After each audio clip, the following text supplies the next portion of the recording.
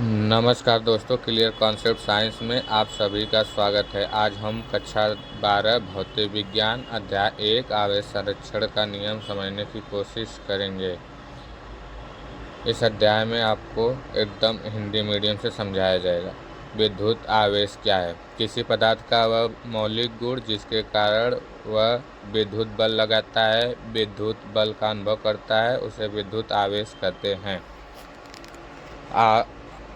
आवेश के प्रकार। आवेश दो प्रकार के होते हैं: धनात्मक आवेश, ऋणात्मक आवेश। इलेक्ट्रॉन पर ऋणात्मक आवेश होता है। आवेश संरक्षण का नियम परिभाषा। किसी पृथक तंत्र में कुल विद्युत आवेश न तो उत्पन्न किया जा सकता है और न ही नष्ट, बल्कि वह केवल एक वस्तु से दूसरी वस्तु में स्थानांतरित होता है। कुल आवेश हमेशा स्थिर रहता है। आवेश को न तो नष्ट किया जा सकता है, न तो उत्पन्न किया जा सकता है। नियम की व्याख्या। जब किसी वस्तु को रगड़ा जाता है, संपर्क में लाया जाता है, तो इलेक्ट्रॉनों का आदान प्रदान होता है। इलेक्ट्रॉन पैदा या नष्ट नहीं होते, इसलिए कुछ आवेश अपवर्तित रहता है। उदाहरण से समझते हैं। रगड़ द्वारा आवेशन। कांच की छड़ को रेशम से रगड़ने पर कांच धन आवेशित, रेशम ऋण आवेशित। जितना ऋण आवेश रेशम पर गया, उतना ही धन आवेश कांच पर आया। कुल आवेश 0, जैसा पहले था वैसा ही अब भी है। संपर्क द्वारा आवेशन। एक आवेशित गोला किसी अनावेशित गोले से संपर्क करता है। आवेश दोनों में बांट जाता है, पर कुल आवेश वही रहता है। बादल और बिजली। बादल और पृथ्वी के बीच आवेश का स्थानांतरण होता है, कुल आवेश संरक्षित रहता है।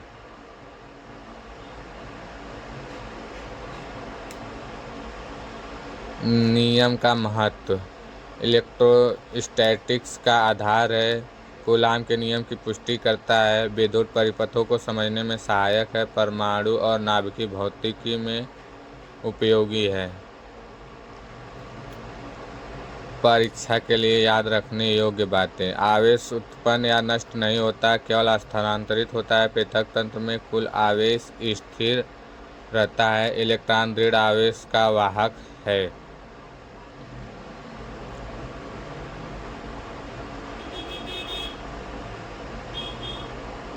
आवेश संरक्षण के नियम पर संभावित परीक्षा प्रश्न। अति लघु उत्तरीय प्रश्न। विद्युत आवेश क्या है?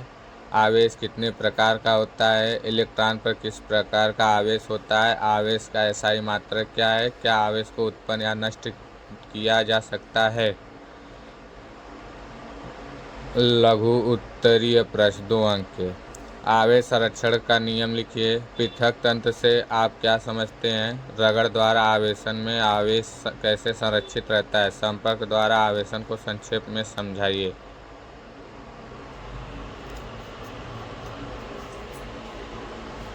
लघु उत्तरीय प्रश्न 3 अंक के। आवेश संरक्षण का नियम उदाहरण सहित समझाइए। रगड़ द्वारा आवेशन में आवेश संरक्षण कैसे सिद्ध होता है?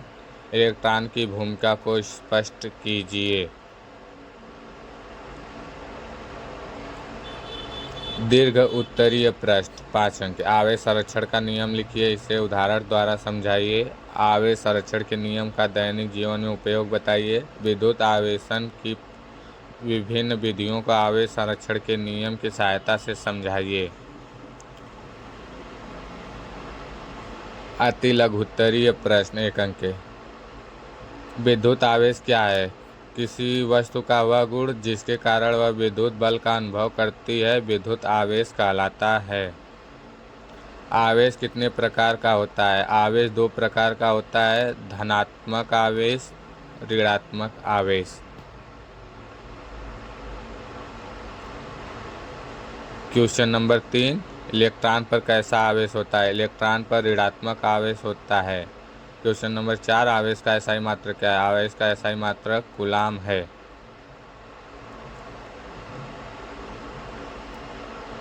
प्रश्न 5, क्या आप आवेश उत्पन्न या नष्ट किया जा सकता है? नहीं, आवेश न तो उत्पन्न किया जा सकता है और न ही नष्ट किया जा सकता है। लघु उत्तरीय प्रश्न, आवेश संरक्षण का नियम लिखिए। किसी पृथक तंत्र में कुल विद्युत आवेश न तो उत्पन्न किया जा सकता है और न ही नष्ट, बल्कि वह केवल एक वस्तु से दूसरे वस्तु तक स्थानांतरित किया जा सकता है। पृथक तंत्र से आप क्या समझते हैं? जिस तंत्र पर कोई वाह बल या वाह आवेश न हो उसे पृथक तंत्र कहते हैं।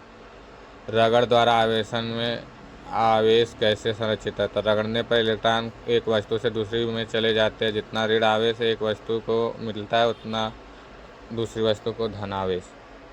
आवेश संरक्षण का नियम उदाहरण सहित समझाइए। आवेश संरक्षण का नियम कहता है कि किसी पृथक तंत्र में कुल आवेश स्थिर रहता है। कांच की छड़ को रेशम से रगड़ने पर कांच धनावेशित और रेशम ऋणात्मक हो जाता है। संपर्क द्वारा आवेशन को समझाइए। जब एक आवेशित वस्तु किसी अनावेशित वस्तु के संपर्क में आती है तो आवेश दोनों में बढ़ जाता है। इस प्रक्रिया में कुल आवेश अपरिवर्तित रहता है। वीडियो पसंद आए